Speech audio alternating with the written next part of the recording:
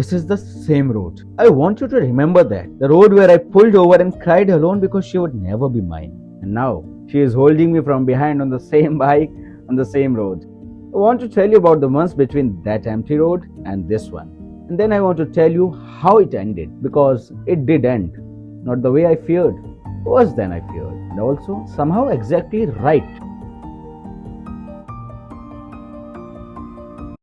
I didn't sleep. I want to be clear about that. I lay in bed and stared at the ceiling and replayed 5 seconds approximately 400 times. She didn't pretend it didn't happen. I was ready for that. I had prepared 3 responses for the version where she pretended it didn't happen. I needed none of them. She said, "We are not in a relationship yet. You don't get another kiss until we are official, until we both say it properly." And I thought, she kissed me and now she is making rules about kissing? This is completely insane. I accepted every single rule immediately. There was a date, a specific date that meant something to her. She was waiting for it. 6 or 7 days away, she wanted us to be official on that day. She wanted to say it properly, on the right day. 6 days. She kissed me and asked me to wait 6 days. Do you understand what 6 days felt like after that kiss? 6 days felt like the cruelest thing anyone had ever done to me. I waited 6 days. I'm not going to tell you exactly what was said. Some things belong to the people who said them. But I will tell you this. She said it first. And I said it back. And it was the simplest thing, the most ordinary thing. 3 words that everyone says. 3 words that meant something completely specific. When she said them to me on that day, we were official. Finally, completely hers and mine. The same bike. I need you to understand this. The bike I rode to an empty road and cried on because she would never be mine. She was now wrapping her arms around from behind on the same bike. We find hideouts. Every city has them. Small places nobody else bothers with. We made them ours. We sat in them for hours and talked about everything. She would hug me from behind when I wasn't expecting it. Every time. Every single time. I thought this is the same arms that weren't supposed to be exist around me. And here they are. We went back to that road once. I didn't tell her why I wanted to go there specifically. She didn't ask. She just held on tighter. I think she knew. Meanwhile, the teacher's world continued. I was getting more trust, more responsibility, more visibility. I told myself this was because of my hard work. It was because of my hard work. I still believe that.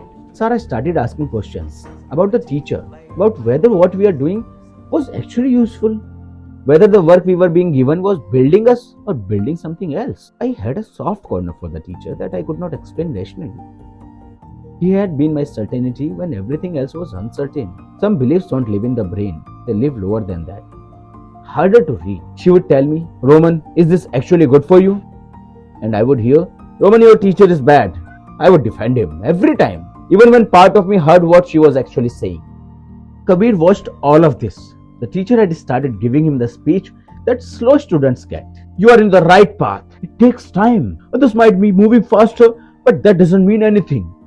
Kabir accepted this. He had no choice but to accept it. But acceptance and peace are different things. Kabir and I were still friends. We still talked every day. But something had shifted in the space between words. He thought I didn't know how he was jealous. I behaved like I didn't know. We were both very good actors. We were in the right place.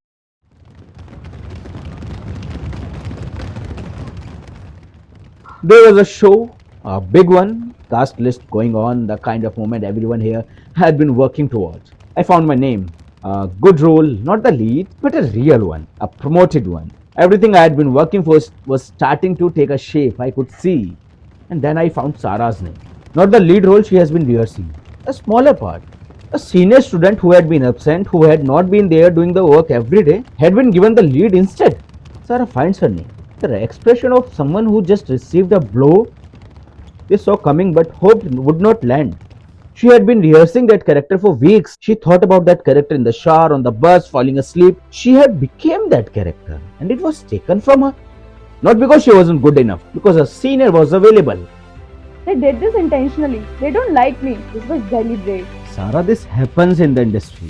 This is exactly the kind of thing the teacher is preparing us for. Don't say that. I'm serious. If you can't handle this here, How will you handle it out there when? Handle it? Roman, I worked for that role every single day. I was that character, and they gave it to someone else who showed up last week. That's how it works. Seniority, politics, we knew this. You knew this because it didn't happen to you, because you got promoted. How convenient. How convenient that you understand the teacher perfectly when the teacher is good to you. That's not fair.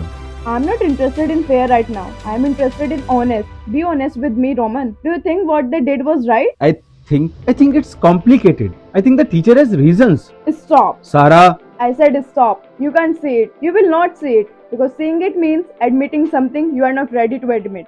what am I not ready to admit? That the person you trust completely doesn't see you the way you see him. I defended him. I'm not proud of that. But I want to be honest. I genuinely believed what I was saying. This is not an excuse. It is just the truth. Neither you nor the teacher will ever understand what I went through. You got your role, he made his decision. I'm just somewhere in between, invisible. I need a break, Roman, from this, from all of it. What does that mean? I think you know what it means. She left. Not the way I always feared she would leave, because she never loved me. She left because I was on the wrong side of something and could not see it. Because the person I trusted had hurt the person I loved, and I defended the person I trusted. I want to tell you something about that moment standing there alone. I understand something Sarah had been trying to tell me for months. Not about the teacher, about me. I had been so busy learning everything the teacher taught that I had stopped learning from the person right next to me. She was the first person who ever told me the truth about what I was choosing. And I argued with her every time because the truth was uncomfortable and the teacher's version was familiar.